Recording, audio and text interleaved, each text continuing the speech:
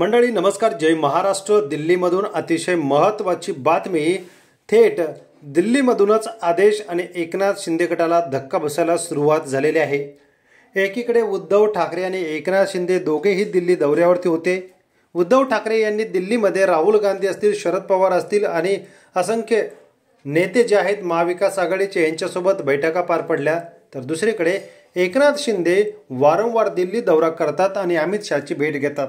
मात्र यावेळी आतली बातमी काही वेगळीच आहे आणि याच बातमीमुळे शिंदे गटामध्ये अस्वस्थता दिसून येत आहे।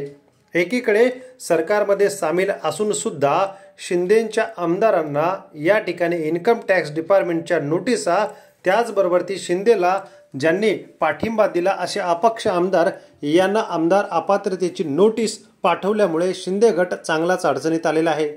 तर देवेंद्र फडणवीस यांची तक्रार घेऊन गेलेले एकनाथ शिंदे रिकाम्या हाताने मुंबईमध्ये परतलेले आहेत।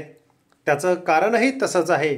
वूट दिल्लीला येऊ नका, शिंदे हे असं चालणार नाही, प्रति सरकार चालवण्याचा प्रयत्न करू नका, जे चाललंय ते व्यवस्थित चालू द्या, असे खडे बोल सुनावल्याची बातमी समोर येते। एकनाथ शिंदे यांना अमित शहांनी सांगितलेलं आहे की निर्णय घेताना या ठिकाणी मुख्यमंत्री ठरवतील तसंच चालणार।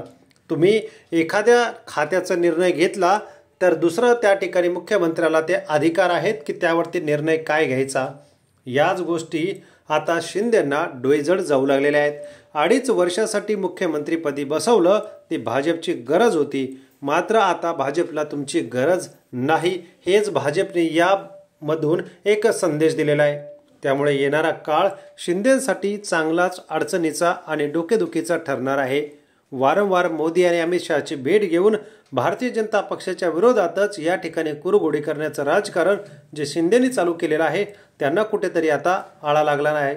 तर दुसरीकडे अमित शहानी आपले आमदार आणि मंत्री काय बरळतात यांच्याकडे लक्ष द्या। विनाकारण सरकारचं नाव त्यांच्या बोलण्यामुळे खराब होतंय हे खपवून घेतलं जाणार नाही।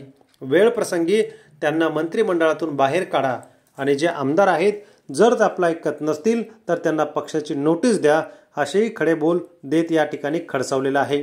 आपण बघत आहोत भरत गोगावले असतील, त्याचबरोबर ती संजय शिरसाट, संजय गायकवाड आणि आता प्रताप सरनाईक यांचंही रॅपिडोमुळे नाव चर्चेत आहे। त्यामुळे सरकारला अडचणीत येणाऱ्या मंत्र्यांची आता गय होणार नाही। शिंदेंनी बैठक घेऊन असं खडसावलेलं आमदार आणि मंत्र्यांना या ठिकाणी सूचना दिलेल्या आहेत। त्यामुळे येणारा काळ शिंदेंच्या सेनेसाठी कसा असेल हे कमेंट बॉक्समध्ये कमेंट करून कळवा। चॅनलला सबस्क्राईब करून हा व्हिडिओ जास्तीत जास्त शेअर करा। धन्यवाद। जय महाराष्ट्र।